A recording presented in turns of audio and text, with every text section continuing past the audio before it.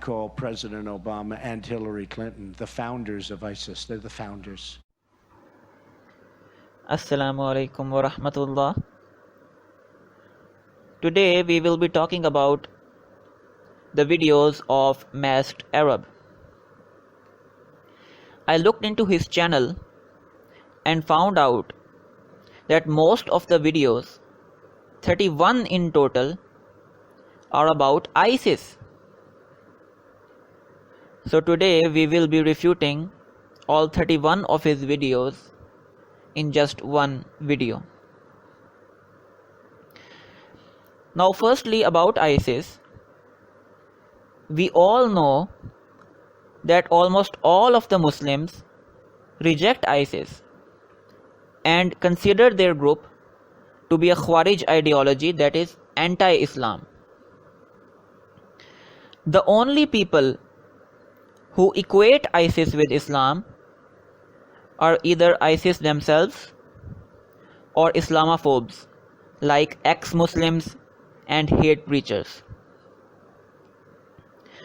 Another thing that these people don't know about is that the strengthening of ISIS had more to do with the destructive foreign policy of the United States. Now let's move on to the history of the creation of ISIS. We often neglect our histories of how these extremist groups were brought about in the first place. Every official and non-official story attests to the fact that ISIS, as we all know about today, is a direct descendant from Al-Qaeda.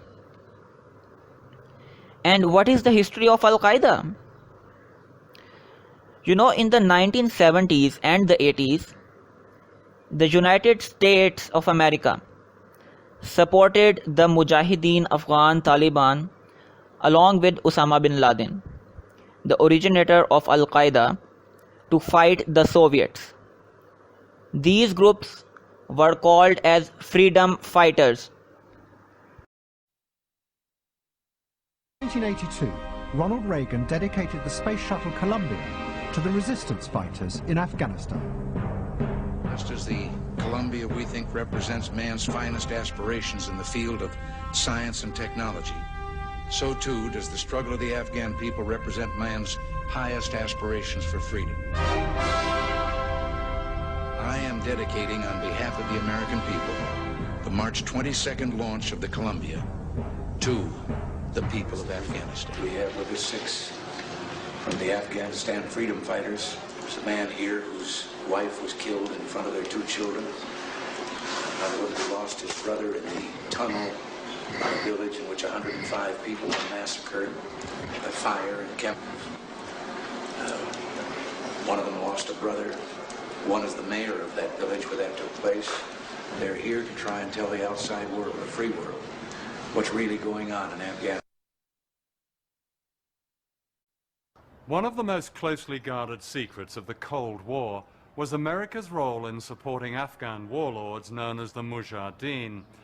The official story is that America backed these fundamentalists in response to the Soviet invasion of Afghanistan in December 1979. But that's not true.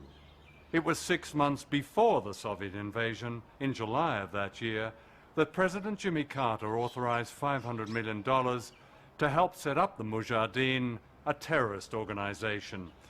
The American people were completely unaware that their government, together with the British Secret Service, MI6, had begun training and funding Islamic extremists, including Osama bin Laden. Out of this came the Taliban, Al-Qaeda, and September the 11th.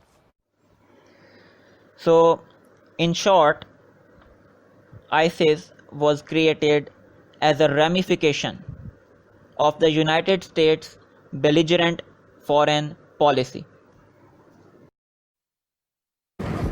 In effect, the United States created ISIS. Nothing like it existed before the American occupation. It was an insurgency that battened on the hatred of the Americans and the vulnerability and hatred of the Sunnis for the Shia. There's no way to understand it happening without the Americans there, because it built itself like a kind of bacterial host on the American occupation. We created it, it's ours, and now we're trying to deal with the consequences. Lastly, I would like to add that in addition to all Muslim scholars, almost all Muslims in general have rejected ISIS. Anybody who has little knowledge of the political world around us would know that creation of ISIS had everything to do with the United States' destructive foreign policy rather than religion. Unfortunately, for simple-minded people like Masked Arab and many other ex-Muslims, religion is used as a scapegoat to appease their minds because their minds have a predisposition of hate against religion. Truth of the matter is that before these people try to equate ISIS with Islam, they should spend 1,000 times more energy in talking about the extremist, destructive foreign policy of the United States government. ISIS is honoring President Obama. He is the founder of ISIS. He's the founder of ISIS, okay? He's the founder. He founded ISIS. And I would say the co-founder would be crooked Hillary Clinton.